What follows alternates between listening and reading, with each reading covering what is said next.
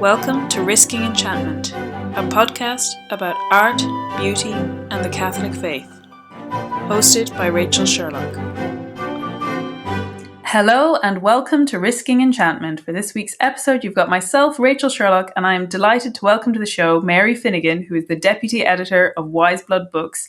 We're going to be talking about publishing today, but I'm just so thrilled to have you on the show. We met at the Ethics and Culture Conference at the Notre Dame University last year, and it was such a pleasure to get to meet you. I've been spying on the Wiseblood Books for many years now, so it was a real thrill to get to meet you. Well, thank you so much, and thank you for having me. Yeah, and I wanted to have you on to kind of talk about publishing as a topic because, you know, normally on this podcast, we usually take a work of art or maybe an artist or a piece and talk about it. But I would say technically I've worked in publishing. I would say it's probably closer to say publishing adjacent jobs for the last 10 years. And it's a fascinating area, but it's also one that can be kind of misunderstood, or some people have very particular ideas about what it looks like or what's involved. And I just think that it's a wonderful part of the storytelling process. And I think a lot of different art forms have it, whether it's producers and music, or there's a lot of other art forms that also have this process of having a collaborative experience kind of both during and at the end of a creation process. So I guess maybe the first thing I wanted to just ask you is, how did you get into editorial work and publishing? Because I know you weren't always in it. No.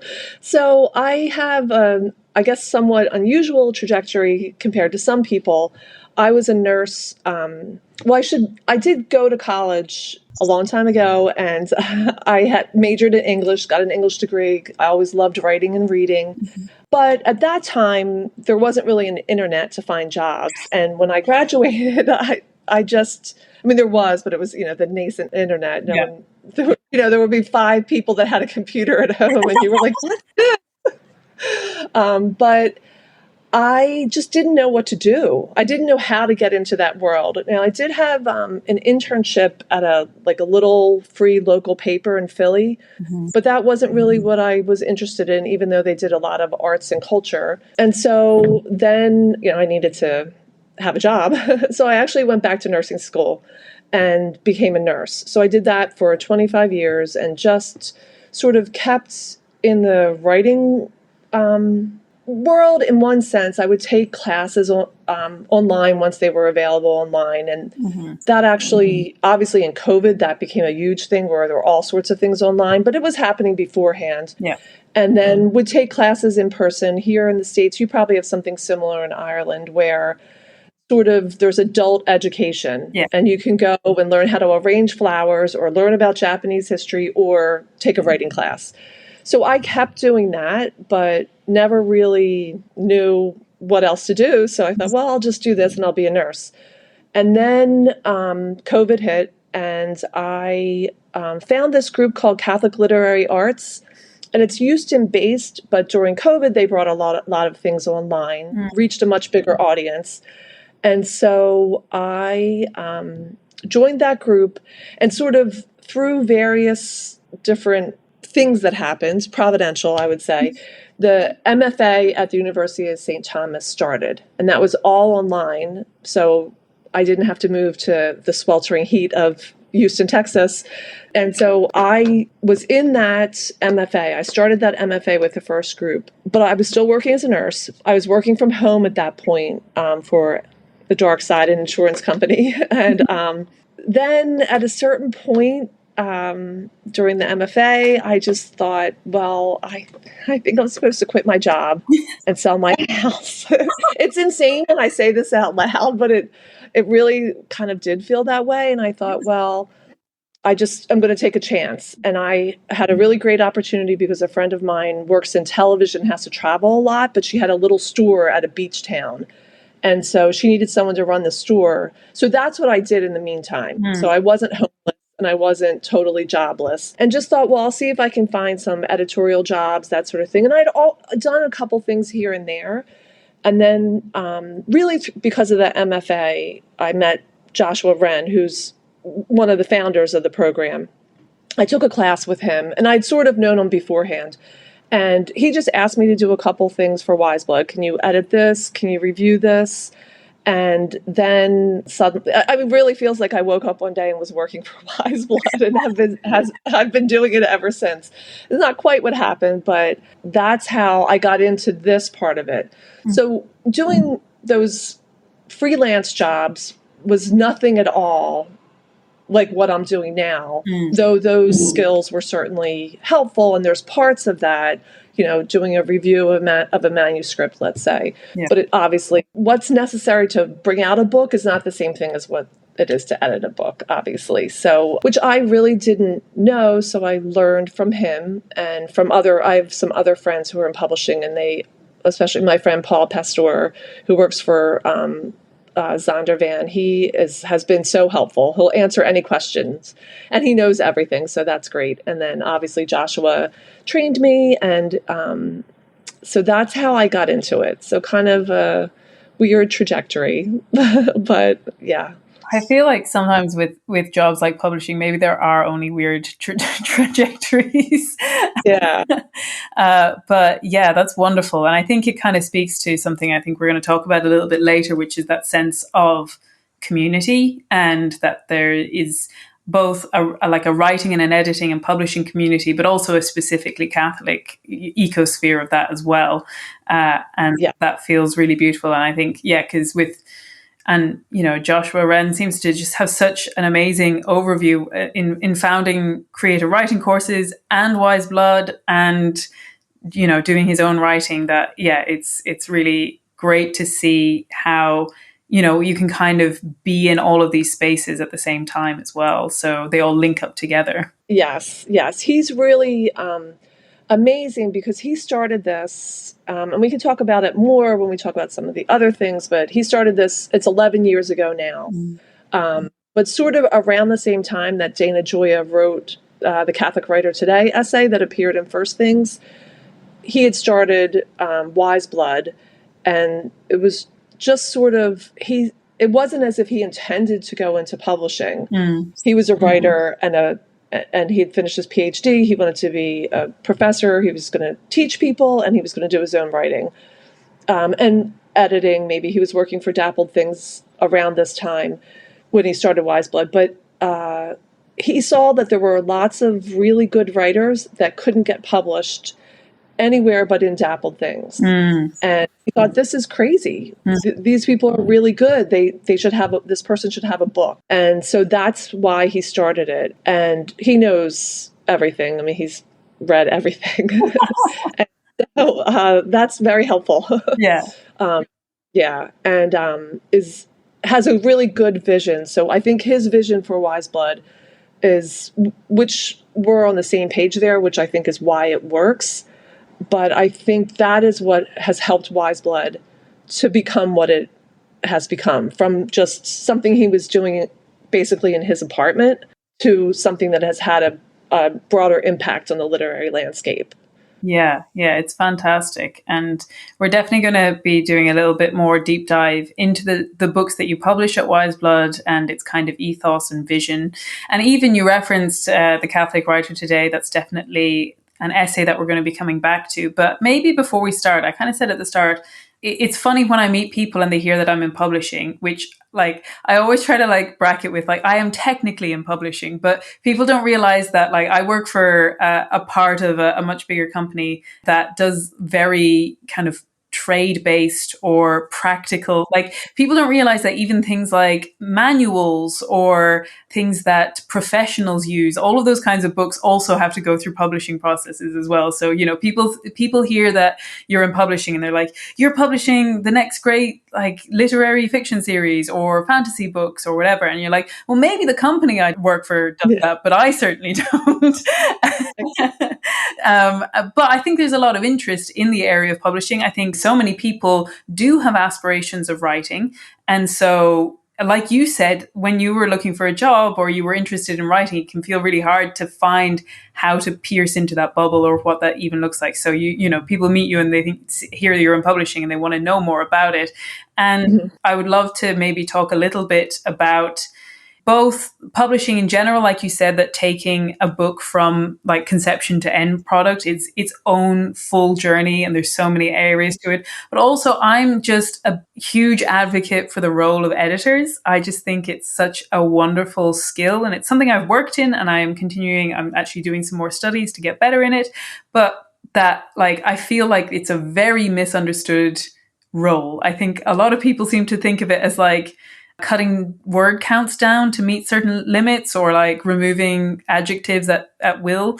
I know that there are people who are kind of pushing back. I know Hayley Stewart does a lot on trying to like compare it to being a midwife, or I've seen people talk about it as like a gardener. I think those are great to help people understand, but I really want to maintain the title of editor, because it's actually something that's so cool. And I used to work for a website that we would write about books and what was happening in the literary world, and that was a French company. And if you go to France, man, you can just put editor on a business card and people think you're just the most chic and the most interesting person in the room. So I'm like all here for bringing back the role of editor. Well, I think what's interesting about this whole industry, and for me, obviously, it was a huge learning curve in certain ways. And yet my career as a nurse has come in very handy and in ways that I did not imagine. And part of it is through the ability to manage a project. So as a nurse, you really need to have good time management skills, and you need to be able to sort of not just think of what's happening right now, but what will happen, while also sort of controlling that get out of control. Oh, there's this emergency in the ER, and we're gonna, like, I'm doing this operation right now, because I worked in the operating room for a long time. Yeah. But you need to be able to coordinate lots of different things. Obviously, there's different personalities to deal with, and to also understand what different people need in order to be able to do the best work that they can do. Right. Yeah. So as a nurse, different surgeons needed different skills on my part to help this case come to fruition. I needed to be able to do different things while also doing this one big thing of being a nurse in the operating room. And I think the same thing happens in publishing and editing. You know, in publishing, you had said in the questions that you sent to me, like, what's the role of a publisher? Well, simply put, a publisher brings books into the world, right? Like, that's the simplistic way to look at it. But it's a lot more than that. And then the editor, you're not just cutting down to word count. You're not just proofreading. You're not just pointing out maybe inconsistencies, that something happened on a Wednesday and now it's Thursday, but it's still the same thing is happening. You know, these little things, it's just easy to make those mistakes, or, you know, it's not as if writers catch all of their inconsistencies. But I think there's two things that are really important in editing and publishing, and that's being able to see what has potential and what is good, and then differentiating between whether it's good. Okay, it's good in and of itself. That's important. Is it the right fit for you as a press? And then for the editor, you want to nurture what's good, depending on what kind of editing you're doing. What's good in this piece? Is the voice consistent? And how can this writer make this work the best that it can be? And that can be really hard, because I think that there's a lot of people that have this romantic notion about this whole industry, even about writing. They think, oh, like, you have a dream at night and angels tell you what to write. You get up in the morning and you write it, and it's just good. You know, it's just great. And writers will make fun of themselves saying, you know, I wrote this poem or I wrote this story and it's brilliant. And then you look at it after lunch and you think, oh my gosh, I want to stick a fork in my eye. This is terrible. You know, did I really do that? Yeah. And I think that can happen.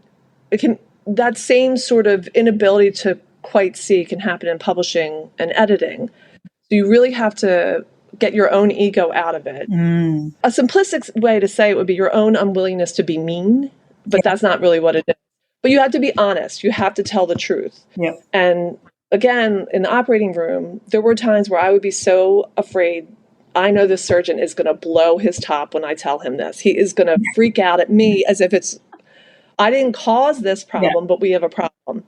So you really do have to be honest, but with yourself and with the writer. And I think that maybe is the unknown and unadmitted thing about editing sometimes. And without being too harsh, some people just love their red pen and they are cruel. Yeah. But that's not helpful either, because I always think, if you've read past a certain number of pages, there is something here that's worthwhile. And how can you nurture that? Even if you're not going to publish it, you can still encourage this writer. And that's nourishing. You talked about community, the ecosystem. How do we nourish the whole ecosystem? How do we contribute to the whole ecosystem?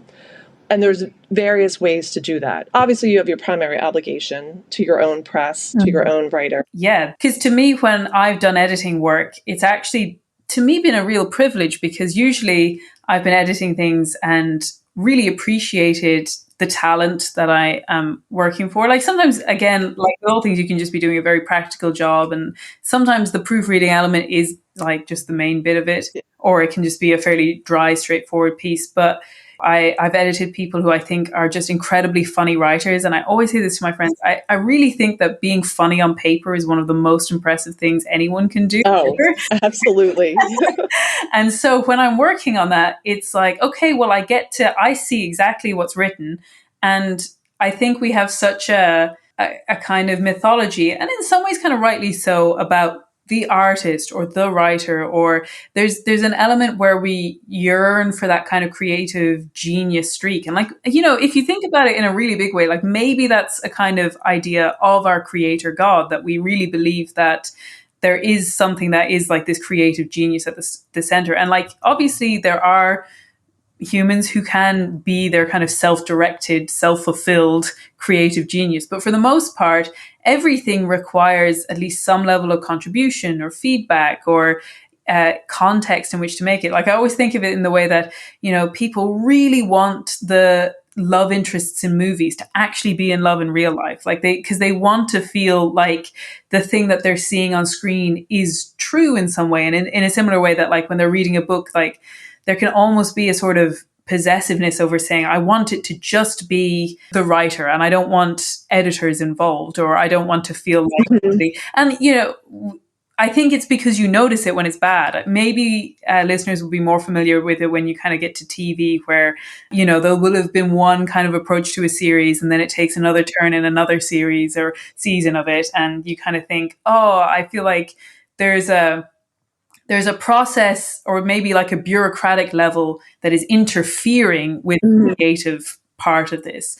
But good publishing and good editing is absolutely not that bureaucratic level. It's actually working with the text and trying to make it the best that it can possibly be. Because we all know whenever you specifically are working on something, you're in the weeds. You can't always see the whole picture. You can't see the inconsistencies, or there can even just be sections that you're really struggling with, which a suggestion here or there can help you really like dive into what's not working about a passage, or like how to help things along. And so, yeah, I think it's publishing at its best, and especially editing work, is not about creating an extra level of bureaucracy. Because if you're doing it correctly, like you said, the publisher should have assessed that this was A, worth doing, and B, part of the ethos and the vision and the kind of sense or aesthetic of the publishing house. And so they'll want it to be the most it actually is. They don't want it to be somebody else's sort of corporate diluted version of it.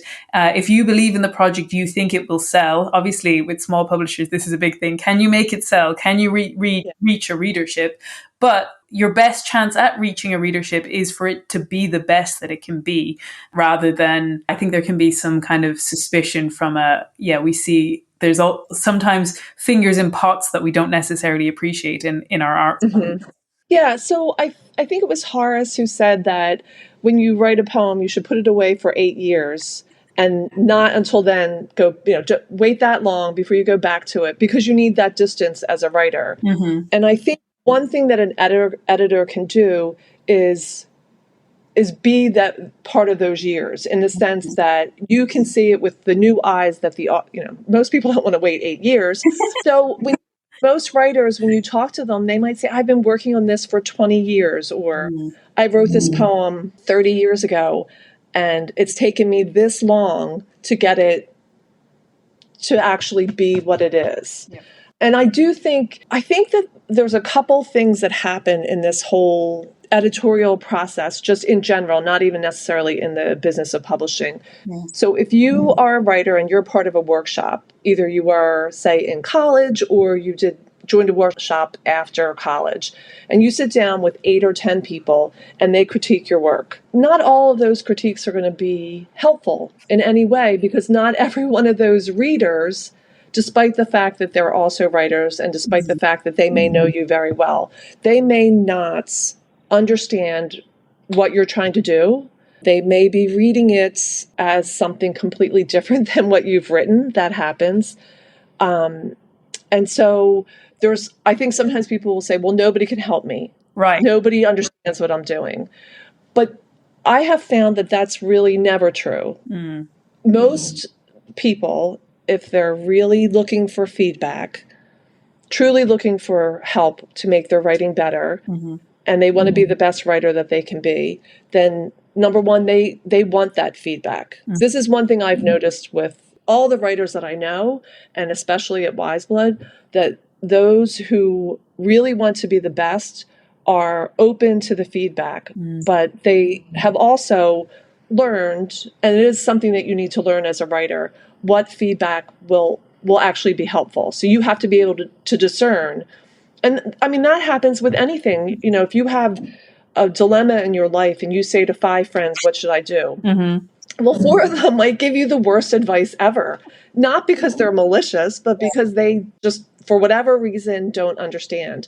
But there's probably someone that can really help you work through this process. And I think it's the exact same thing with writing. Finding someone who understands what you're doing, what you want to do, what your goal is, what the telos of your work is, or this particular work. It might not necessarily be exactly the same for every piece. Yep. Good writers are open to that feedback, and they have learned what to listen for, sometimes in a workshop, this will happen. Everybody points out, say, a line in a poem. That's not working. Yes. But no one has the solution. That's up to you as the writer. Right. And so I think editors can do 2 things. They can actually say, you really should replace this word, or you should change this sentence. The cadence of it is all off, or this is so inconsistent, like you were talking about the TV series. Sometimes you really can tell these writers are totally different. They must have fired the first group and now there's a new group. It's like a different TV show, right? Yeah. But a good editor can say, something's not right here and you need to look at this. And if you really want your work to be the best that it can be, you should take that into consideration. Maybe you're going to stick to your guns and say, I think I want to keep this. I was just working with one of our authors, and this was mostly proofreading things. And it's Sally Thomas. I mean, she's amazing. She's wonderful.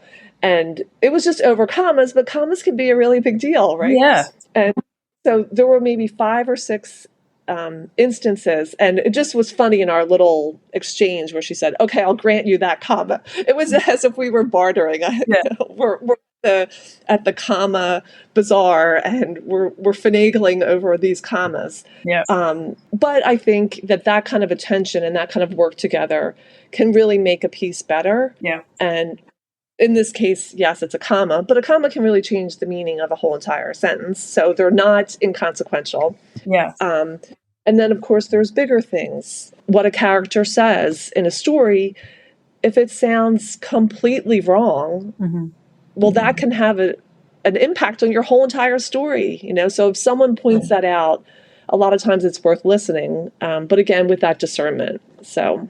Yeah. And I was thinking when you were talking about the kind of the feedback from the writing group, I think usually some of the least helpful feedback to get is to have someone sort of go, well, that's not what I would do, or I wouldn't go about it that way. And that kind of feedback isn't helpful because that's not really relevant. It's how the writer themselves should be approaching it. And I think that's what's interesting about editing work, is that actually molding yourself to be able to give contributions that are in the style, or keeping, like, in keeping with what that writer is trying to achieve with their writing. And that's what's kind of interesting to me, because that's why it almost, maybe for me, that's where I feel like it's almost vocational, and obviously like a small vocation, not like a religious vocation, but in our personal lives, the vocations that we have, which is like is specifically nurturing. And like you said, there's a balance, because there is feedback that has to happen. And that's what's interesting about, especially a Catholic view of art, that there are such things as excellence and such things as standards. And, things can be subjective, and some people do have tastes that inform whether they like something or not. But overall, there can be standards that we hold ourselves to. But at the same time, once you kind of assess those standards and that the person is meeting it, then it's a question of sort of nurturing. And it almost feels like raising a family, or like something that is life-giving, because it's sort of breathing life into something that otherwise might sit in a drawer for, like you said, 8 years, and nobody reads it, because there's no kind of ability to feed back on the work that you are doing. Yeah, and I think this kind of goes along with the vocation part of it, both for artists, writers, and other artists, and for those who help bring their work into the world, let's say, whether as a publisher, editor, some other role. I think there's a part that's intuition. And so for the artist, this would be maybe inspiration. And then there's just the hard work of it. Yeah. And both of those require a willingness to interrogate yourself and your intentions, and to be honest when you come to conclusions that maybe you didn't expect to, or that you're uncomfortable with. And that can be either you're saying to a writer, like you said, we all have our tastes. I wouldn't choose to read certain things. It's not my thing. But I have to read them for work. And so I need to say, well, this isn't about me. This is about the work. Though I still have to take those parts of me that are good at this and bring them to something, even though I would never read that on my own, let's say. Yeah. And I think that's partly the vocation, is that with any vocation and in our own personal lives as Catholics, we have to be willing to put ourselves aside and our own desires and our own idea of how things should be, because we may not be right. Yeah. Or that's just not what this person needs. If someone, sometimes if you have a family member who's sick or something, and you say, I'll come over and help you, and you see, especially me as a nurse, I'll see, well, this is what I should do. Yeah. But if that's not what they want me to do, then maybe that's no help to them at all. Yeah. Maybe I would actually just be making this whole experience of illness more stressful, and I should let that go. But then sometimes I have to say, listen, you really need to just let me do this because I know it will be better in the long run. Yeah. But how do you balance those two things? I think that can be a real challenge, and you really have to be honest with yourself and take yourself out of it. I really do think that that's such an important thing, that we're so trained today to think that everything we do should be what makes us happy, or we should be fulfilled. When I went through this whole experience where I said, I'm going to quit my job and sell my house, and, this quixotic adventures, people kind of thought it was like that. I hate that story, Eat, Pray, Love, but that it was something romantic like that. And that's not how I looked at it at all, because that's not what it was. And I do think there's this tendency today to make everything about personal fulfillment in a way that isn't really about personal fulfillment at all. Because true personal fulfillment, obviously, we know is getting to heaven, right? Right. Becoming a saint, being who God intends you to be. And so I think sometimes he doesn't intend you to be happy today, or he doesn't intend for you to get your way, or he doesn't intend for, if someone that I really love dearly wants to publish something and they send me their poem or something, and I really believe, like, don't send that out yet, it's not ready. Yeah. I can't lie to them. That's so uncharitable. Yeah. and it's not living in reality, right? And so I think that all that entails saying it's not about me. Yes, me, Mary Finnegan, I'm helping to bring this book into the world, but it's not about me. It's not even about the author. No. It's about the work itself, right? What is the best work that we can bring into the world? Because that's what God wants. And it's an insult to everybody, including the reader, to not do that, right? To think, well, we'll just give you this garbage or this, not that Wiseblood would ever do that, but you know what I mean? Like that whole question of to be nice to people or to be kind and not be too honest. Is it really honest to let somebody, like I had this one poem and people were like, oh, it's really good, get it published. And someone published it and I can't even think about it sometimes. So I'm like, why didn't somebody tell me this wasn't good? It wasn't ready. Maybe it would have been good. But now it's on a piece of paper in a journal. And I just think, ugh, you know? And I think that's why I'm like so interested in the work that you do, because I think, and I'm definitely part of this cohort of people who look to the classics. Like there was a golden age of writing, whatever you think it was it 50 years ago, 100 years ago, you know, maybe you're a medievalist like me and you go like, let's go back 800 years. But like that we can see that there is a sense that publishing at this time doesn't necessarily feel like it's happening, especially for Catholic writers. It doesn't really feel like it's happening in a time of sort of great triumphs or like big cultural impact, which again, a bit like you were saying, sometimes it's not about you. Catholic writers these days are not likely to make a killing. But maybe God wants you to publish the book anyway, even if you're not the next flash in the pan of big fame and big success. But at the same time, I do think it's really interesting to take stock of what is happening. And like I said, this is why I found Wiseblood so interesting, and I'm looking forward to getting to read more of it, because I have admitted this. I don't read a lot of contemporary fiction. Certainly a lot of the stuff in bookstores, you know, a lot of it can come across as I feel like saying competent is really damning. What I mean is that I'm sure that they are good pieces of writing in some fashion, although some of them aren't. I always think of Flannery O'Connor, which obviously where the name Wiseblood comes from. So I'm going to use that as an excuse to do my usual and just constantly quote her. But, you know, she says something like, one can make a killing if one only learns how to write poorly enough. That there is a certain level of that as well. And so maybe to come back to, you mentioned Dana Gioia's essay. It was first published in First Things, but I know Wiseblood has since taken it and published it as a monograph, and I have it in one of your books with a selection of other essays. It was written, was it 2013 originally? So, you know, hard to believe it, but that's more than 10 years ago. But clearly, I know my edition with the other essays came out, it was published in 2019, so it's clearly still very relevant. But he wrote his essay on the Catholic writer today, and it's a slightly long quote, but I think I'll read it out, because I do think it's really interesting to take stock of where we are, and even to remember that, like, even in looking back, I was just going over some of Flannery O'Connor's essays on writing and publishing, and she talks about how readers don't have the equipment necessary to assess good writing. Like, you know, you're writing for quite a mediocre kind of audience. And so, you know, we can feel like, oh, that's a problem now, but it was a problem then as well, and maybe has always been a problem. But he says... Well, I think what people sometimes forget I would never tell anyone not to read the classics. I think we should all read widely and broadly, but we should also, it's okay to read something that you love. Yeah. Because you love it. If this is what you love the most, that's okay. But there's another part of our literary citizenship that requires us, if we want this ecosystem to thrive, that we do need to do. But I would say we have these works from the past. We have Dante, we have Shakespeare, we have Homer.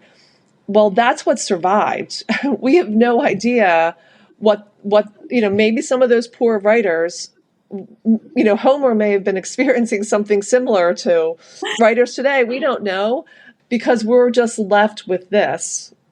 Most of it, not all of it, but most of it, the best stuff. Yeah. It could take 100 years. It could look at Gerald Manley Hopkins, how long it took for him to be appreciated. Yes. Now everybody loves him. Yeah. Well, the poor guy was just, in a tenement in Dublin with consumption or something, right? Like he was just depressed, and nobody thought that his work was good. Even his friend, who is the one that brought him, without, I forget his friend's name, without him, we wouldn't know Hopkins, probably. Yeah. I didn't get it either. So it's so hard to tell. I mean, I think this is probably something that everyone in the arts in general, but maybe writing in particular, because visual arts and film and TV and music do something slightly different. And I'm not criticizing those at all, but it can be easier on the viewer or the listener, because you can go to a concert and, I was at this concert and I enjoyed it. But that doesn't mean you engage with it. Right. But it is a commitment to sit down with a novel. Yep. If you're going to sit down with Dostoevsky, you're going to be spending some hours in his world. Yeah. Days and maybe even weeks in his world. So it's a different relationship, but so anyway, the Catholic writer today. So you're going to read the quote, right? Well, yeah, I will. But it was funny when you were saying that. I was remembering back to my days where I did a master's in Viking and Anglo-Saxon studies. And one of our tasks was we had to learn the runic script, and we had to translate from photographs these runes. And we had to pick like a certain set of them. And they found intact, which is insane to think about, these wooden sticks in this particular town that were the things that people just wrote everyday lists. Like, I think there's even like grocery lists in there, but there's really like very boring, average, bad love poetry in there. Where right. Just like under no other circumstance would you have kept these things. Exactly. And the truth is, if you're only human beings would write bad love poetry. Right. But if you never considered writing bad love poetry, are you human? Right. I mean, I think it's just some of this is part of the human experience, right? And not all of it's going to be good. Yeah. Sometimes you could be a chef and you make a meal one day and it turns out really awful and nobody wants to eat it because you forgot the salt or something. Yeah, exactly. Yeah. So to come back to that quote I mentioned, it says, looking back on the mid-century era of O'Connor, Merton, Porton and Tate, one could summarize the position of American Catholic literary culture with 4 characteristics. First, many important writers publicly identified themselves as faithful Catholics. Second, the cultural establishment accepted Catholicism as a possible and permissible artistic identity. Third, there was a dynamic and vital Catholic literary and intellectual tradition visibly at work in the culture. Fourth, and finally, there was a critical and academic milieu that actively read, discussed, and supported the best Catholic writing. Today, not one of those 4 observations remains true. Paradoxically, despite the social, political, economic, and educational advancement made by Catholics over the past half-century, our place in literary culture has dramatically declined. In order to describe the current situation, we would have to restate each of the observations in a radically different form. And I think what's interesting in the essay is that he also points out that, like, especially from an American Catholic point of view, although this is true in a lot of other ways, that they were coming from a minority position, that they didn't have social standing, that it wasn't really, as he said, sort of permissible to be seen as Catholic in the earlier part of this literary tradition, but that especially in the mid-century, that there is this flourishing, that there is this opportunity for Catholics to take the center stage. And then, as he kind of references at the end, almost in correspondence with the kind of economic improvement of that group of people comes the decline in its sort of cultural and artistic status and place and output, which is so interesting. Yeah, and maybe sometimes when our lives get easier, we get softer and we don't do the harder things sometimes. So any opportunity to praise Dana Gioia, I will always take it, because I think, number one, all of us who love literature and love Catholic literature And in the States in a particular way, because he was chairman of the NEA, if you're a poet, especially because he really did a lot for poetry, but just in general, for this Catholic literary world, he has been working nonstop to help nurture any little plant, any little bud that wants to pop up in this winter that we've experienced, right? And I think what's so interesting about Dana is he's another person. I mean, the man knows everything. He's read everything. He has such a wide knowledge. He loves opera and he loves jazz. Mm-hmm. He loves Baudelaire and he loves Saint Therese. You know, he's amazing and tireless. You know, he could really rest on his laurels right now, and just do his own work. He could just be concerned about Dana Gioia. But luckily, you know, through Wiseblood and through the UST MFA, I've gotten to talk to him. And whenever I say thank you, he always says, we're building the city of God. And that really has stuck with me. I think he did a couple things. He diagnosed problems, which is important. You can't solve a problem if you don't diagnose it, right? So if you're deluded or misinformed about what is happening, you can't really fix it. Yes. You know, if you have a broken leg, but someone keeps telling you that you have pneumonia, you're not going to get what you need for the broken leg. And you may get something you don't need because you don't have pneumonia, right? You don't need that antibiotic, let's say. Yeah. And then he also worked to help anyone who wanted to be part of this and encouraged it. So he started, right around the same time he wrote this essay, he started the Catholic Imagination Conference. Now, that's a biannual conference. There was a glitch over COVID where I think they missed a year. But like this year, the Notre Dame Fall Conference and the Catholic Imagination Conference are going to be together. So that should be really wonderful. Oh, exciting. Yeah, but I think we all owe him a debt of gratitude because of how hard he has worked, but how honest he's been as well, to say, well, this is what's wrong and this is what you need to do. He was a businessman, as you probably know, for a long time. Yes. And so he has a lot of practical skills. And those are important because you do need to have practical skills. It sounds more fairy tale-ish if it all just works out and you had a dream, you know, that kind of thing. But you do need to do practical things to make your dream come to fruition. Yep. So I think the work that he has done is just incredible. And the man, he's tireless.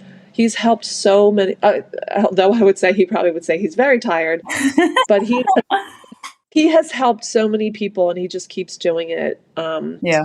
And with that beautiful mix of honesty and kindness. He doesn't pull the wool over your eyes, but he's not cruel about anything or dismissive, which I think is important. It's easy to say, well, that'll never work. That will never work. That will never work. Well, maybe it will. I mean, if you ever hear him, get the opportunity to hear him talk about the first Catholic Imagination Conference, he had no money. He just convinced people to pay for this, to bankroll this, to get people to show up. And it went really well. And it's still going now, 10 years later. But I do think that some of these things are changing a little bit. I think that writers identifying themselves as faithful Catholics, I think that's changing. If you look at someone like Phil Cly, who won the National Book Award, he's a fiction writer and he writes nonfiction. I love his work. He's an amazing writer and thinker and critic. And Christopher Beha is another one. He identifies as a Catholic. He was a cradle Catholic, kind of fell away, came back. And both of them in their work, that other realm of the world, beyond the material, the spiritual realm, that's included in their work. And they are, you know, quote unquote, famous writers. They're both big deals, and they're just two examples. Yeah. So I think some things are changing. And I actually think that what you said about community, it comes back to that. I think more people are finding each other. Yeah. What's interesting about the MFA at UST, because people love to hate on MFAs. You know, even Flannery had some things to say about MFAs. They don't squash enough writers, right? But this MFA that James Matthew Wilson and Joshua Wren started is very different for lots of reasons, because of the two of them and probably some help from Dana. Their goal is not just to churn out writers. It's or to make their own money back. Do you know what I mean? It's not a grift. Yeah. I think what was interesting when I first started that program, almost everybody in it, and some of us were older, some of the students were really young, all different ages. There was an 80-year-old priest and then, 22-year-old recent graduate in the program. Everyone said, "Oh, this is what I've been looking for. Right. I can't believe I finally found this." And so whatever is happening, that community is getting solidified in certain ways and kind of growing. And it probably has to do with multiple factors, some of which are the result of just the insanity of the modern world, and some of it because of like the hard work that people like Dana have put in to build this ecosystem. There's good ground now that we can plant in, and that's what's happening. So I think that part is definitely changing, and I think the church still doesn't really nurture artists the way that it could and has in the past. So that probably hasn't changed very much, and it should. Dana wrote a book, a monograph that he wrote. I think it was an essay in First Things recently, maybe a year or two ago. I can't remember, but it's a monograph now. A little hard to see it, but it's Christianity and Poetry, and so it's basically saying the church, our faith, the Catholic faith, the Bible. Poetry is part of it. It's integral to this. And you can't really understand your faith if you don't have some understanding of poetry. Yeah. But I think that there is a little disconnect between the institutional church and art in general, not even just literature. Yeah. I think maybe not so, like sacred music probably gets, but that's different because it's part of the, at least some services. I mean, some are maybe their music isn't so sacred or good, but that's another podcast episode, right? Yeah. I think we referenced that original article in First Things, which is now a monograph that you were saying there, of Dana Gioia's essay on poetry in our episode on kind of everyday poetry. And actually, as you're speaking there, oh yeah, that's right. I remember that. Yeah, I did listen to that. Yeah. As you were speaking, it was kind of making me think of Dana Gioia, and I'm sure our listeners will remember from our poetry episode, but also, if you need a refresher, like he's such an acclaimed poet in his own right. And what you were saying was kind of actually reminding me of my other favorite, T.S. Eliot, which is like T.S. Eliot was obviously acclaimed and recognized and did get the public recognition for his poetry while he was alive, but he was also so instrumental in encouraging other people and working in favor and trying to bring people on and promote other people. And that even like that strange correlation of him having come from like a banking and a business background as well, that like there's that practical element to it, and being part of those movements and communities of writing as well. And so, it definitely feels like he's sort of in a oddly similar position in that way. But I think that's a really good point, actually, because I was thinking about Eliot when I was reading some of your questions, because I think one of the really important things that he also did was his approach to criticism and the role of criticism. And that can kind of get forgotten in the romantic view of literature and writing and the artist. We can forget that the critic has a really important role. And when we don't have great criticism, that does have an effect on literature and on writers. Because I think on different levels, number one, can a writer really totally interpret their own work? I mean, you have your intention when you write it, but that doesn't mean you really 100% get it. It does need to be interpreted, and to place it in the literary landscape, which is really important, and to teach readers how to read. Yes. That was one of Eliot's big things, and I think he was right about that. If we don't have good critics, then a lot of times we don't have good readers. Yeah. And so if you have a critic who just never... It would be equally bad to say that everything was terrible as to say that everything is good, right? Neither of these are reality. So you can take a work as a critic and say, well, this is where it's good, and this is where it's not working, and this is why. Yeah. And that helps readers learn how to discern and evaluate work on their own, and therefore hopefully appreciate good writing better. Yeah. And I do think that the more you learn about, obviously there's that first experience of enjoyment with a work of art. Yeah. You go to a museum, listen to music, any work of art, you have that first experiential exchange with this. And that's amazing. Dana Gioia talks about that a lot. Art is an experience. Literature is an experience. Poetry is an experience. But then when you understand it more, that can really enrich your joy, because you realize then, oh, this writer took something from, I don't know, Norse mythology, let's say, and that deepens your understanding and your pleasure, right? Like, we don't analyze to destroy, we analyze to understand. Yep. And I think Eliot, his work in that area is really, really important. And I think he gets credit for that, obviously. And partly he was doing that so people would understand what he was doing, because some of his more obscure work needed an interpreter. And in some ways, he was one of the only people that could interpret it at that point. And Dana kind of does the same thing, too. He really works a lot as a critic to try to, in an effort to help writers and to help readers. I think that's so interesting, because a big part of what I was interested in this topic is not just how do we cultivate good writing, but how do we cultivate good readers? And there's a balance. I know that the aim isn't only to appeal to intellectuals or appeal to a very niche subsection of population.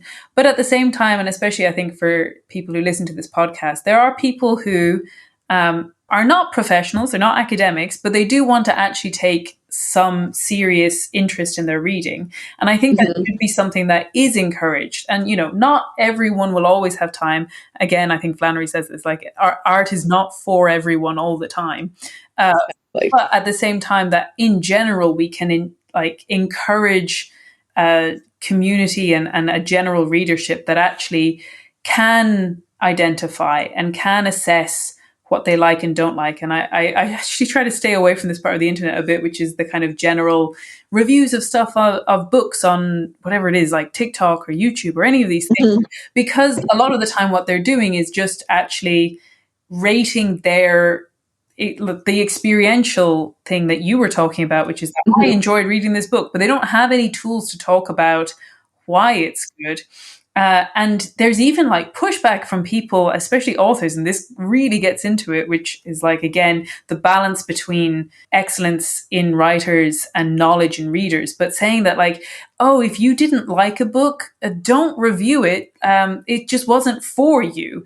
People genuinely say this now, and it's kind of crazy to me to think that there couldn't be genuine feedback on your writing that might say this is lacking in some way, and that we could aspire to better. I see that actually mainly in a more secular space, because it's more things that crop up on social media, or it's not necessarily coming from the Catholic space. But I think the Catholic space has an equally difficult space to navigate, and we've referenced it a little bit already, which is this question of niceness, because it feels like Catholics ought to be nice. That's one of the, it gets elevated to a virtue. And I'm not saying there's no virtue in being nice, but that in and of itself, it's not really what we should be aiming for, either as people criticizing or responding to writing, or from the other side in terms of promoting and writing ourselves and getting feedback on our writing.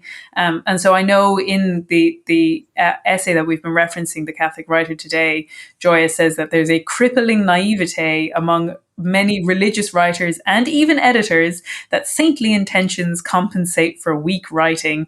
Such misplaced faith or charity is folly. And it really reminds me, I'm going to keep going on about Flannery, but she does really hit the nail on the head in her essay, Catholic Novelists and Their Readers. And again, this is a slightly long quote, but bear with me.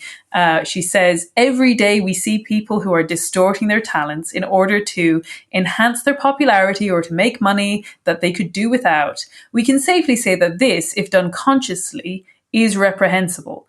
But even oftener, I think we see people distorting their talents in the name of God for reasons that they think are good, to reform or to teach or to lead people to the church. And it is much less easy to say that this is reprehensible.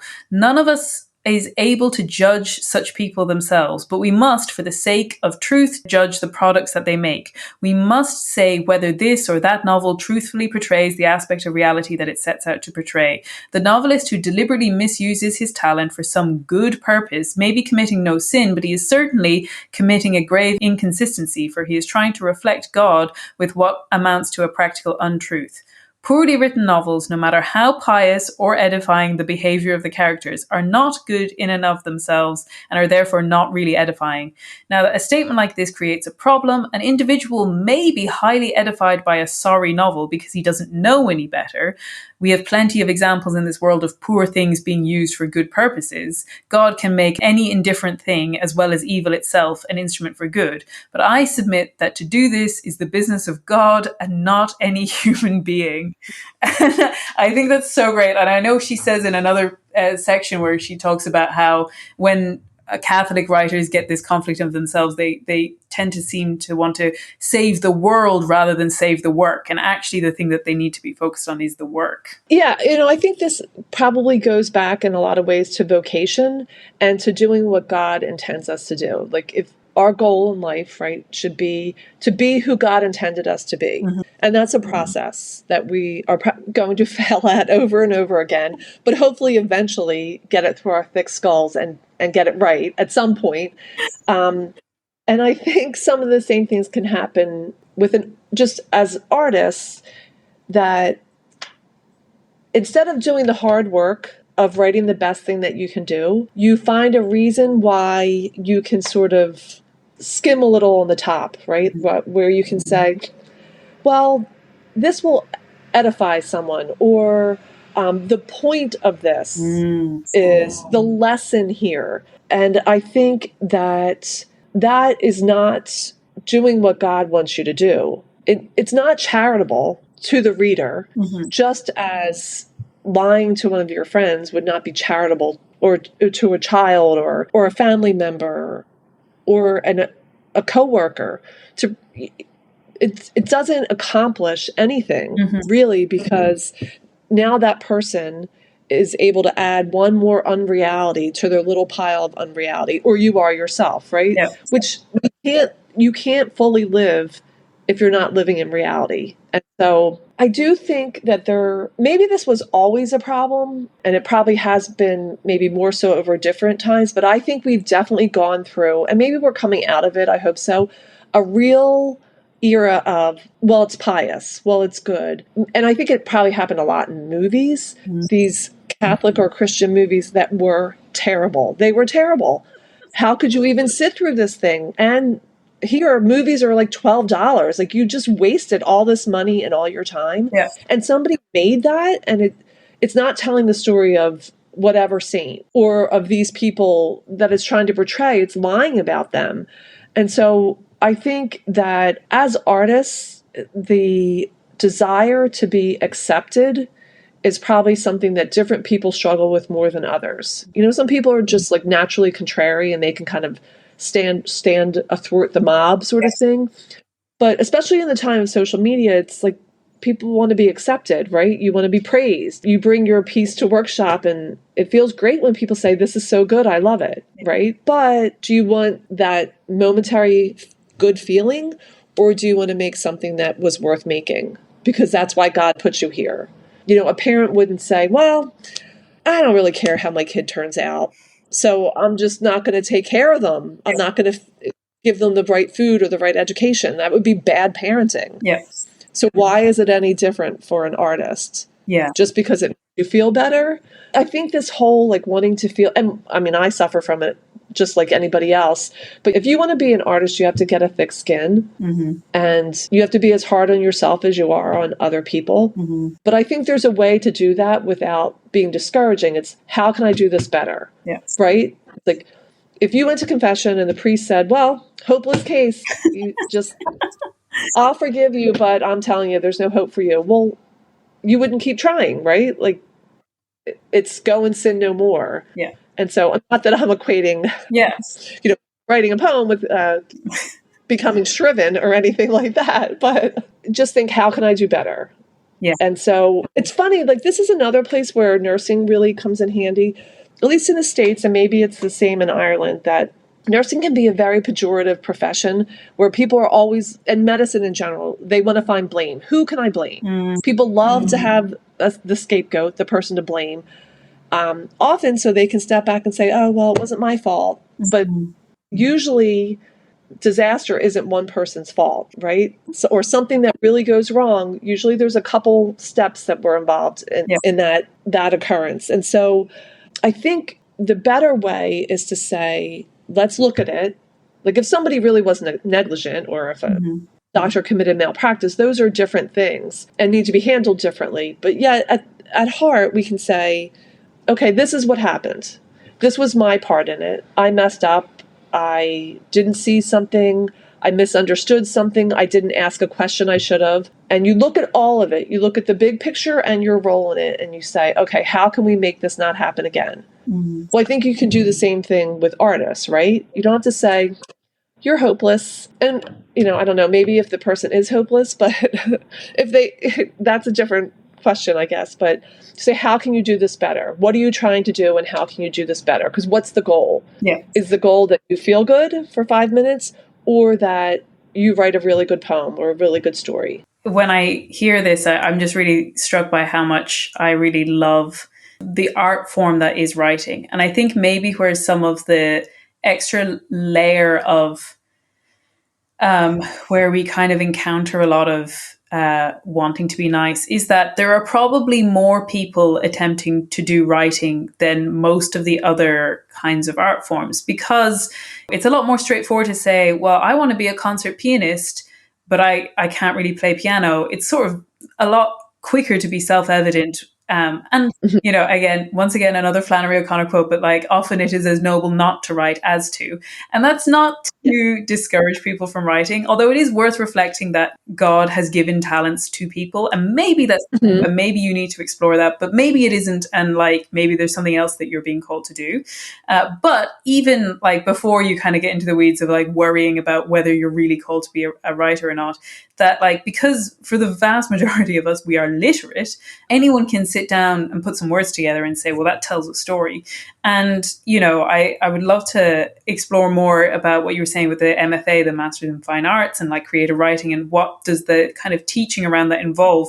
There are different approaches to saying like how much is something like creative writing teachable in a practical way, because you're not, once again, you're trying to bring out people's voices rather than teach that there's one way that you go about writing. Because like, obviously, Hemingway did not write the same way as Jane Austen, but I always think of actually Picasso, and some people don't particularly care for his paintings. I actually like quite a lot of his work, but when you go back to early Picasso work, he can absolutely do the sort of great masters, not hyper realistic, but like very realistic paintings. I think as a very young child, he painted pigeons, and his father, who was also an artist, saw it and was like, I'm going to give up because my young son can do this better than me.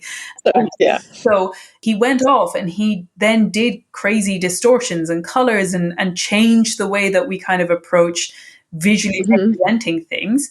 But he had the actual skills to begin with, that understood the tradition and had the talent and had the whole tradition behind him, that he wasn't just saying, well, I can't do that stuff, and so I'm going to do my own thing.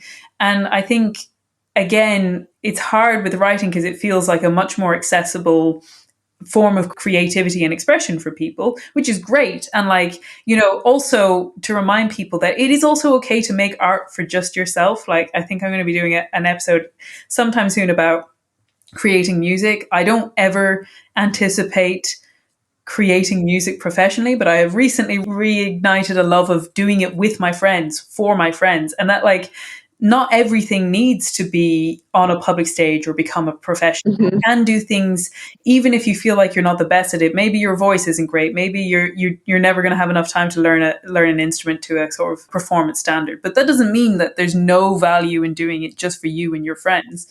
But if we're talking about doing it professionally, sharing it with the world, expecting people to respond to it and have opinions on it, that there are actually, writing is a craft that you should absolutely love. Like if you want to be a writer, you should be in love with writing. Like one of the things that I love about the classics is these very distinctive voices that come across, that the way that Dickens writes a novel is so specific to Dickens.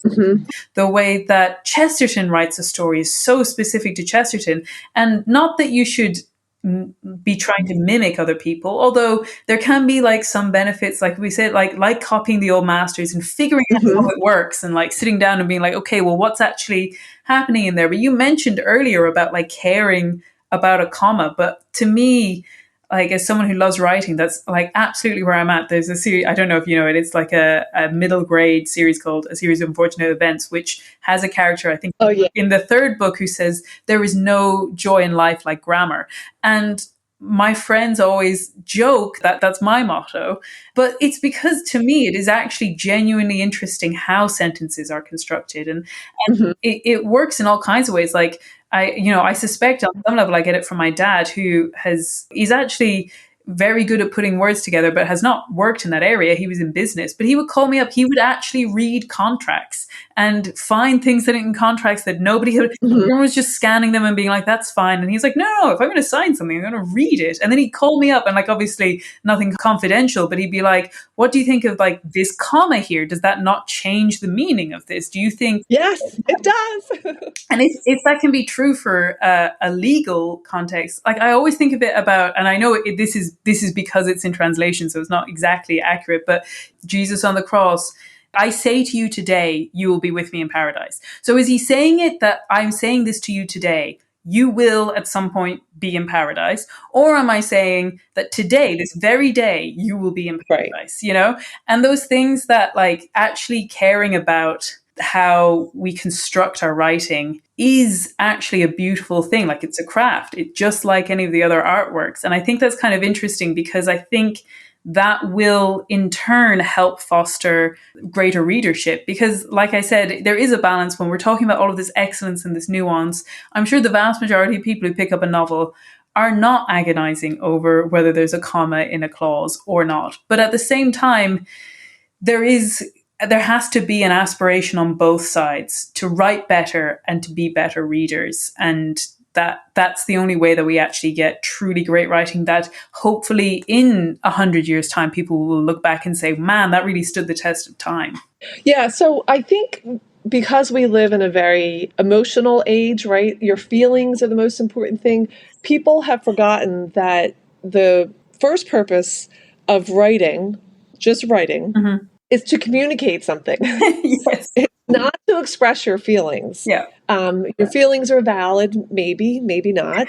You're certainly entitled to express them. And there is an assault on language just in general. Obviously, we know this. You couldn't live in this culture and not recognize this, I don't think, unless you were choosing to put blinders on about it. But if we can't communicate with each other, which actually good grammar helps to do that, it's one way that facilitates this communication, then we have a big problem. We can't live together. We can't have a society. A society needs to be able to communicate properly, the truth, reality. So these things are actually huge just on a fundamental level. Yeah.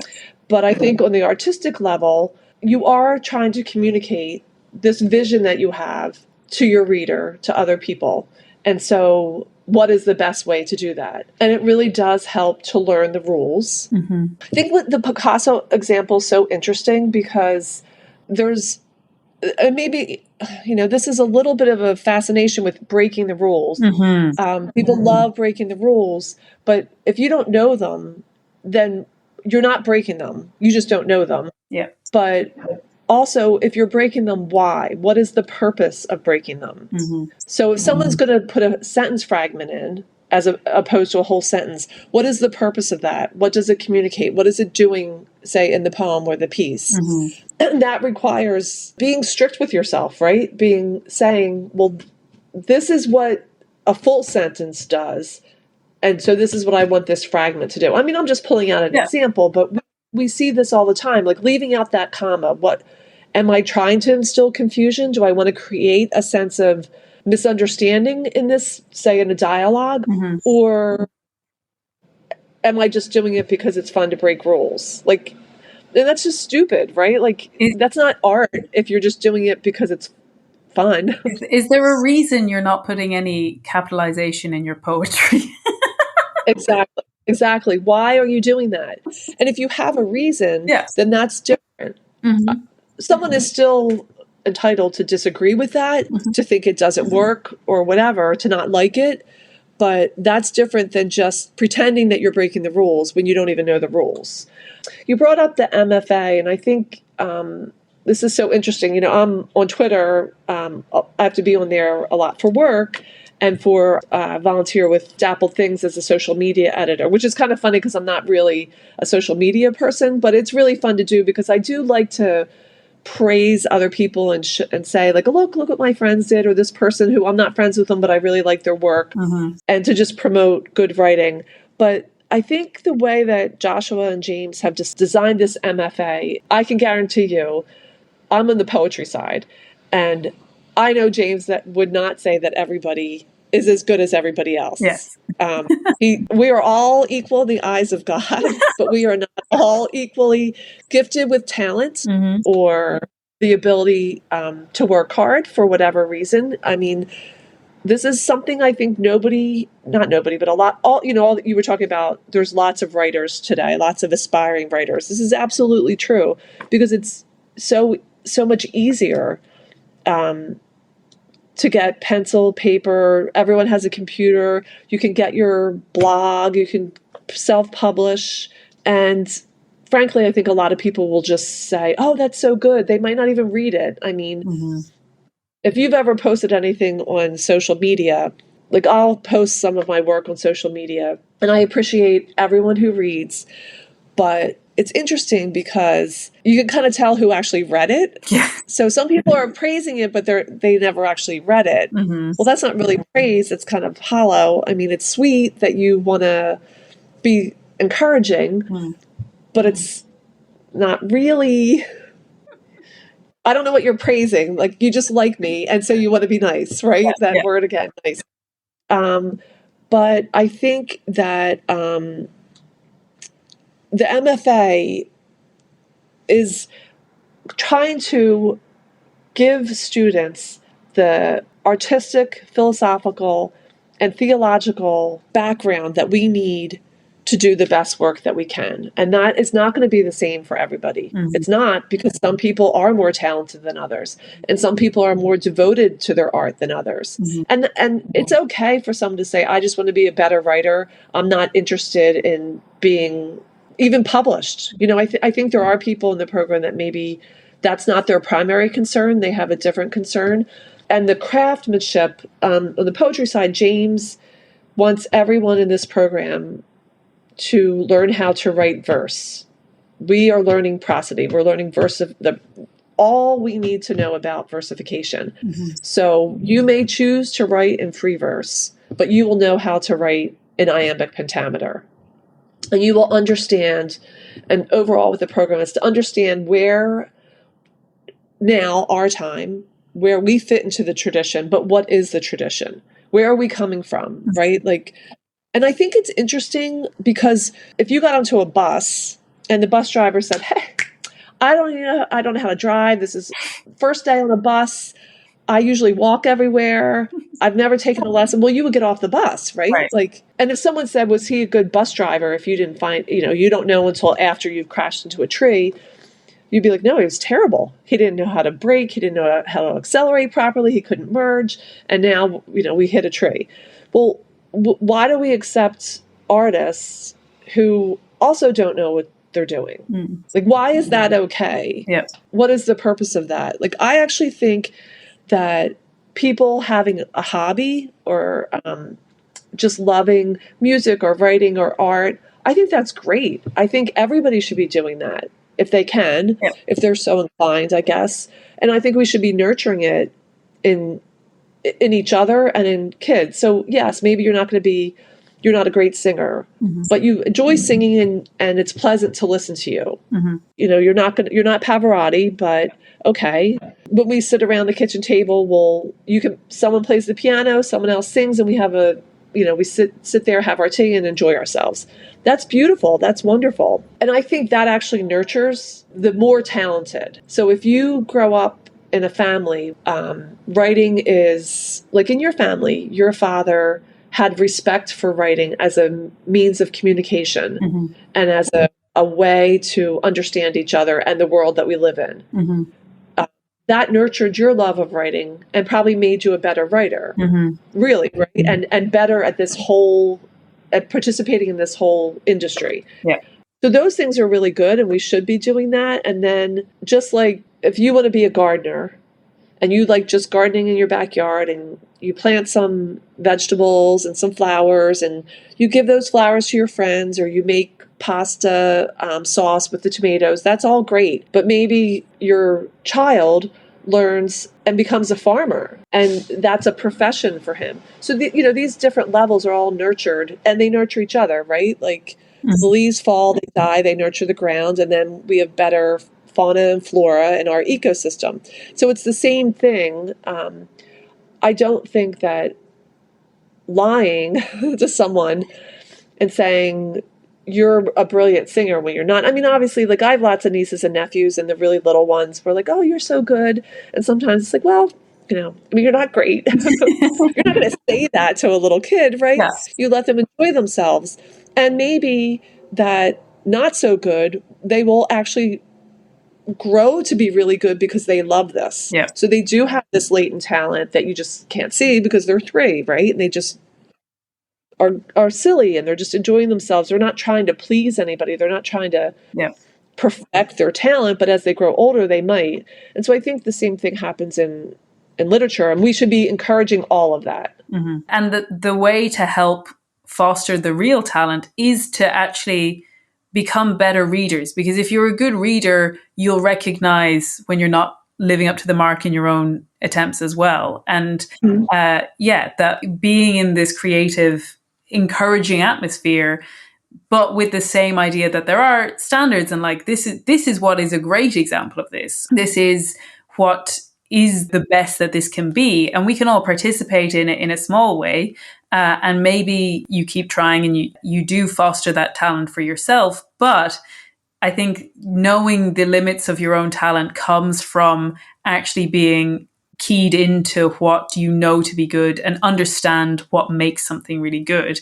And I was thinking, maybe to move to our last little bit, which is that you were talking about verse there, and I was thinking about the masthead for Wiseblood Books. And like I remembered reading it, that you said that one of the things that you look for verse devoted to the preservation of form in an age of unmaking, which I thought was really beautiful. And even like at the start of this episode, you were talking about like that need for the truth. And it's funny because I think sometimes when people think about fiction, they're like, what do you mean the truth in fiction? But, just because you're on Mars or just because you're in Middle Earth doesn't mean that there isn't a true human experience happening there. Exactly. And so, the kind of the last sort of line of the description for Wiseblood is that like you're looking for books that incite our hunger for the splendor of truth. And I love that term, which is that like not only is it the truth in a sort of very legalistic or logical kind of way, but that there's something creatively beautiful about the splendor of truth. So like, I mean, maybe do you want to just take us through a little bit of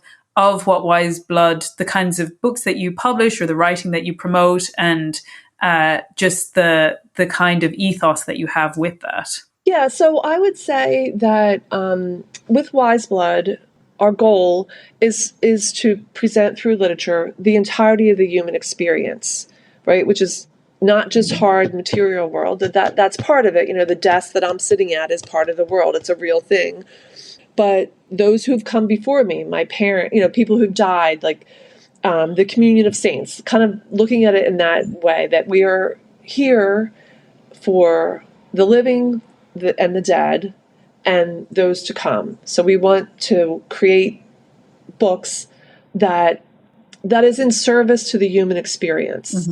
And I really believe this, that literature can, not in a didactic way, but teach us and help us understand what it means to be human. Like this story, Dana Gioia talks about this a lot. Stories, in particular poetry, but just stories in general, are part of the human experience. Every culture has created poetry. Every culture has sung, right? Because that's what poetry originally was. Every culture tells stories. Like that's how we know what happened in ancient Greece, because someone told a story, right? That's how we understand. You're a medievalist. Like you understand the medievalist world through their stories. Now, some of those stories may be historical accounts, so they're less, say, creative. And then some are actually stories. Like think about Christian Lavransdatter. How much reading that you learn what it was like to be alive then, and find out there's so many things that are exactly the same as being alive right now. Yep. Sometimes women choose the wrong fella and their life is really hard because of that. Yeah. Let's say. But I think, so Wiseblood, we're interesting because we're a smaller press, a smaller nonprofit press. So it is hard to survive. Modernity's machine is always coming for the small, and it always has. It's partly why we still read Tolkien, right? And so there are lots of challenges there to try to bring these books into being. But we hope that we do bring out reprints. So like this year we brought out a reprint of Under Satan's Sun by George Menanos and The Demons by Hamito van Doder. Along with, usually we have we'll have an introduction, let's say. Like Dana Gioia did a translation of Seneca, and he wrote the introduction to Seneca's Hercules Forens, one of his plays, and he kind of said, like, we should be reading Seneca today as an artist, and this is why. So, that was a translation, and that was a little bit different than just reprinting something. So we try to do that. We try to do them in beautiful editions. So the aesthetic experience of reading is important. So it's not just, thrown together or slapdash. We want the cover to be beautiful and what's inside to be beautiful. And then we really try to foster contemporary fiction and poetry and essays. I mean, so we've talked about a number of those. So a lot of times what will happen with the essays is that it'll start off as something smaller, say in First Things, and then Wiseblood would say, do you want to write more extensively on this? And we would have them put out the monograph. And those are great. Like those are so interesting, I think, and really unique and special because they come from all different angles. Christianity and Poetry by Dana Gioia, or How to Think Like a Poet by Ryan Wilson, but also What is the Ideology by Mark Schiffman, which is a more, political academic work. So we do those, and those are in beautiful editions. And then, of course, new artists. So like in April and May, we have 2 new poetry collections coming out. And they're actually a mix of formal poetry and free verse. Both of them are so good. Anna Lewis's Memories Abacus. Beautiful. Has a young son, and so a lot of it's from her experience as a mother, but also just memory and the role that plays in our lives and how generative these memories can be in our daily life. And then Dan Rattel he's kind of interesting. He's from Massachusetts, so New England. So there's this Robert Frost element to his work. And then he went to the University of St. Andrews in Scotland. And so it's kind of like New England meets the Celtic world or something like that. I don't know. It's really interesting. Yeah. So there's definitely a lot of Frost in his work. So both of them, it's their first collection. So we are always open to publishing, and Anna Lewis, actually, I should say, she's, I forget what she does. Like she just works in the business world. So she's been writing poetry for years, and she's gotten published in First Things and other places, but she's not in the literary world. Right. Dan Rattel is a little bit more. He has a chapbook out. He obviously went for his MFA in writing at University of St. Andrews. And then with newer fiction, we have, like Sally Thomas, we're going to publish her collection of short stories in August. It's so good. You're going to love it. I really love these stories. And she's a poet primarily. Yeah. But she wrote this, her novel, Works of Mercy, that we also published. and now this collection of short stories. So she's definitely more well-known as a poet, but I think her stature as a fiction writer is rising. And like I said, she's just wonderful. So you can see, like, we kind of do a little bit of everything. We put out about 10 to 13 books a year, which might not sound like a lot, but it's a lot. Yeah. That's a lot. From my perspective, that's a lot. Yeah, it's a lot. And, obviously it's a lot of work. And there's lots of challenges. So there's a group here in the States, although I think it's international, it's called Well Read Mom. And that's just thinking about reading and nurturing readers and finding better readers. This is one of those organizations. It started, I think, 15 years ago. I think this is their anniversary.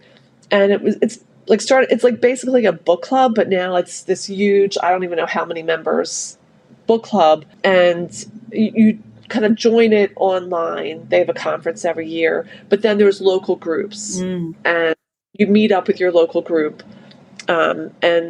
But they also send out a reader's companion, so that there's sort of criticism in there, and they do videos and all kinds of other things to help people be better readers. So it's an amazing organization. They're lovely people. And we are also reprinting Pinocchio, the original story, not the Disneyfied Pinocchio, with commentary from an Italian writer named Franco Nambrini. And he has written, he's an educator, and I think kind of like a personality in Italy, more well-known than obviously he would be here. He doesn't speak English that well.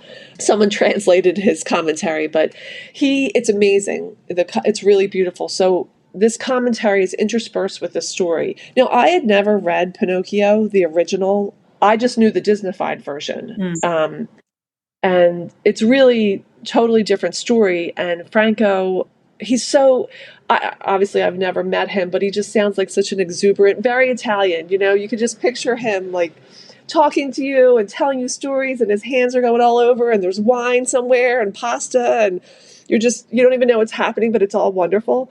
So it's really, really engaging, this commentary. It's so beautiful. And what he brings out in Pinocchio, and the Catholicism that's there in the story, is really, really wonderful. So we've partnered with them to help bring that out in a really beautiful edition. So those are things that we kind of do that are a little different than, this is a newer venture for us doing that, but it's been really fruitful and wonderful. So that's kind of what Wiseblood does. We just try to bring really good books into the world as best we can, in most beautiful edition that we can.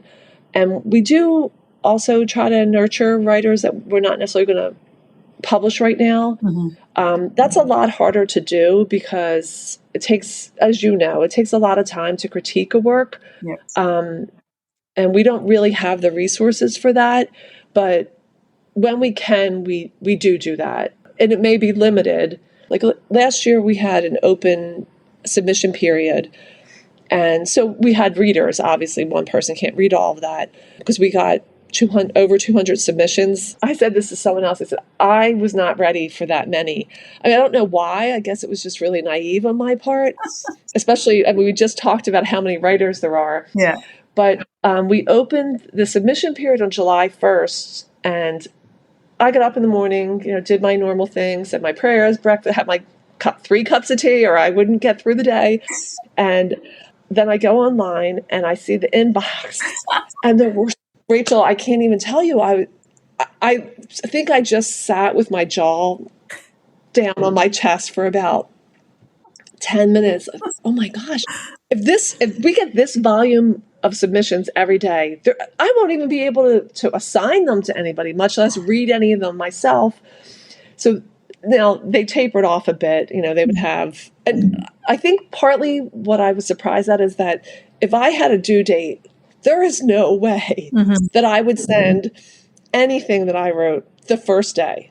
There's no way. No. I would revise until the last possible second. Maybe not the last possible second, but close to it. Yeah.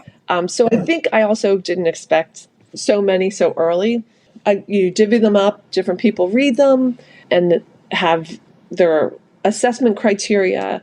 And so with some of them, the reader, whoever read it, would say, this is good, but it's just, this is the part that's not quite right. I got to page 150 and I was all in, and then it got a little glitchy. Yeah. And so it's not a lot, but we can say to that author, well, this is what we're seeing. Now, we cannot do that for everybody. Yeah. There's just no way. I couldn't send that many emails out in one day. But sometimes we'll try to do that when we can. And then, of course, Joshua's teaching in the UST MFA, and he does. And I'm sure, like, he and James both do lots of other things. They have their own criticism. So as part of the MFA, they're also trying to nurture the broader culture and the broader literary culture. But so Joshua does a lot of that. And I think that also helps writers. I'll say, like, it's interesting because it's hard. I think the one thing about a small press is that we can take a chance on things. But I also think you mentioned bureaucracy beforehand. And I think sometimes a bigger press, there's a lot of layers to go through. And since we don't have that many layers, there's less potential for someone to say no, which I think when there's a lot of layers, there can be an inclination probably to say no, especially because the volume of what you get is so high. Yep. And I'm sure we've all read something, a story or a poem, where either on the first reading we didn't get it, or maybe the first 20 pages, a friend recommends a novel and you start reading it and you think, why would they think I want to read this? And then you get to page 50 and you can't put it down. Yes. So we have that flexibility that sometimes a bigger press might not have. And I do think that smaller presses, obviously, like there's the Nobel Prize, Juan Fasa, that was a smaller press. So I think smaller presses are really integral to the ecosystem, particularly the Catholic ecosystem.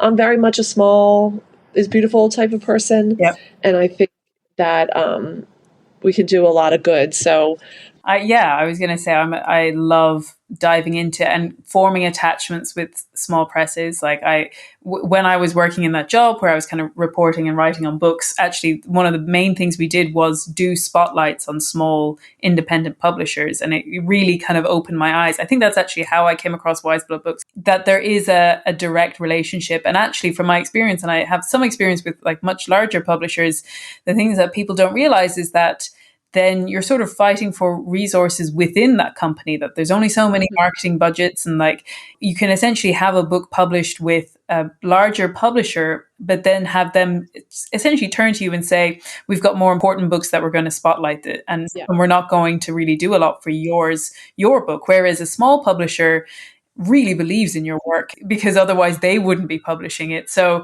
you're actually getting someone who's going to champion your work. And like maybe it feels like they have a smaller reach because they're not a big publisher, but you can just as easily slip through the cracks if you do manage to get in the door with a big publisher. So I'm a huge advocate for small independent publishers and for Wiseblood in particular. And I will, of course, add all of the links in the description, the website. I'll also link to, you mentioned Dapple Things, the literary journal, and I know you do the social media work with them. So I'll be sure to link all of that. Is there any other links that I shouldn't miss in the description? Well, I definitely think you could put the UST link. Absolutely. And probably Joshua's personal link. He writes really wonderful criticism that's always worth reading. He's honest about it, and I think that's so important. We talked about that beforehand, and so I think, and if I think of anything else, I'll send it to you. But Ryan Wilson's How to Think Like a Poet, that's now a monograph, but it was originally an essay on dappled things. You could probably post that because I think your readers would probably really like it. I just mentioned it in passing, but I do like to bring it up because he talks about this idea of xenia, that being a poet, being an artist, you need to have this sense of hospitality because it's a way to, if you could ever have him on your show, he's another one that knows everything. He's really incredible. A wonderful poet. It's a way, the xenia is a way to be a bridge almost, between the material and the spiritual, between what we can see and what we can't. And that's kind of what the artist should be doing. Like, there is a reason why people look at artists as visionaries. Because that's, or, some people will say prophet, right? That's the primary role. It used to be, in a way, to help people to see what maybe life, distraction, or less of an intuitive ability. That's what the artist can do, is help you to see better. So the essay itself is great. And then the longer work, the monograph, is amazing. So that's so great. Yeah, I'll be sure to link that underneath. And I think that leaves us with just one more question to ask, which is, what have you been enjoying at the moment? Oh, what have I been enjoying? So I read so much for work sometimes, and I'm in the semester still going on, so I'm reading less of my own work right now, but I'm reading less of like pleasure reading right now. But I will say the one thing about working for Wiseblood is that I'm spoiled with riches, because pretty much everything we publish, I get to read, and I love it all. So actually for work, I'm reading, it's called A Theology of Fiction. It's by Cassandra Nelson. And actually I'll send you the first things, because that's where it appeared first. It's going to be another monograph. She's an academic, but I'm telling you, this woman's writing is a delight to read. You will love it. And she writes about this nun called Sister Mariella Gable. Have you ever heard of her? No. So this is going to just be such an eye-opener for you. She is in the vein of Flannery O'Connor, in a lot of ways. And so she was a Benedictine nun, and she taught English, and somebody said to her something basically like, well, why have none of your students won any awards? And she said, it filled me with rage. So you can just picture what kind of nun she is. Like, she's just a firecracker, right? And so she set about to teach her students the craft of fiction so well that they would win awards. And many of them went on to win awards. And so I actually printed something out that she said. Let me see if I can find it. So, because I think you would really like this. So she was really interested in quality. How do we make good writing? And kind of like Flannery, the same idea of like, just because it's pious art doesn't mean it's good art. And it needs to be good art first. Because it can't really be for the glory of God if it's not any good. And so there's a fiction writer, his name was J.F. Powers. Have you ever heard of him? I've heard of him, yeah. Yeah, short story writer, really good. He used to say, God doesn't like crap in art. And so Cassandra, in her essay, basically said Sister Mariella could be nearly as blunt. I don't think she used the word crap, but she talked about Catholic, like magazines, Catholic pulps, and Catholic slicks. This was all like the 40s and 50s. And their deplorably low level of literary craftsmanship, their sensationalism, and their unrealistic depictions of an idealized and often boulderized faith. Just as women's magazines consistently print happy ending stories that glorify romantic love, Sister Marielle wrote in 1942, the Catholic magazines patronize the same mentality with a subtle philosophy of life conspicuously more harmful. They seem to say, if you say your prayers, especially if they are repeated 9 successive days, if you are good and do the right things, then you shall have a job, succeed in your ambitions, be crowned with the good things of this world, a kind of backstairs entrance to materialism, particularly enticing because its easy steps are padded and comfortable with the righteous piety. Like, there's some straight fire there, right? She's amazing, amazing. To pour out miracles, 3 for a cent, cheaper than dirt, made for bad art. Isn't that good? Yes. So she was so good about this, basically saying, like, as Catholics, we have at our disposal everything. We do not have a limited vision. Some people think that, oh, well, you're Catholic, so you can't write about this. But that isn't true. I mean, look at Bernanos, for one example. Look at Flannery O'Connor. We have everything in the world, the seen and unseen, we have available to us as artists to draw from.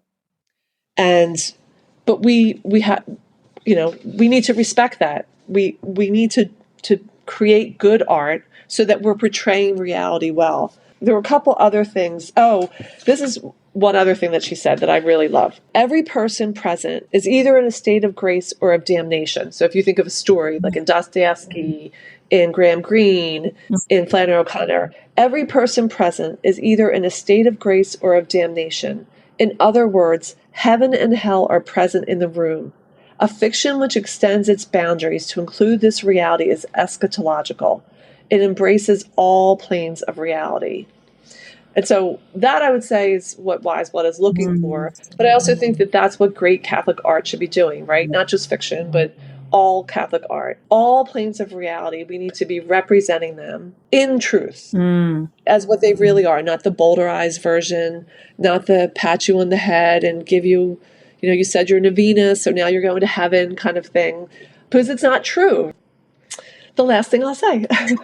Well, I feel like at this stage, I could almost say that that's the thing that I'm enjoying. That sounds so great. But you mentioned Graham Greene there. So I will say I've started listening to The End of the Affair and I am really loving it. So It's amazing. He was such an interesting character. Yeah. The life that he led, you just don't know. And I think Graham Greene's struggle is that struggle on the page that he was probably experiencing in his heart with the faith. It makes for good fiction. Wonderful. Well, thank you so much for joining us. I have had just the best time talking to you. In my head, when I started recording, I was like, I don't want to keep Mary too long, so I'll probably keep this kind of short. And here we are almost 2 hours later. So thank you so much. Well, we're both Irish, right? I mean, I may be, my mother was an immigrant, but still we have that, let's just sit and chat kind of thing. Yeah. I love it so much. It's all God's time. None of it's ours. Right. Exactly. That's the way to think about it. But yes, so thank you so much for joining, and thank you to our listeners for tuning in. And as always, you can follow us on Instagram. I'm a little bit on Twitter. You can sign up to our newsletter on my website, which is rachelsherlock.com. But other than that, we will have another episode for you again soon. And thanks so much for listening. Goodbye. Goodbye. This has been Risking Enchantment. Music by Kevin MacLeod. You can follow me on Instagram and Twitter with the handle @SeekingWatson. And you can find out more about me and the podcast at rachelsherlock.com. Thank you and God bless.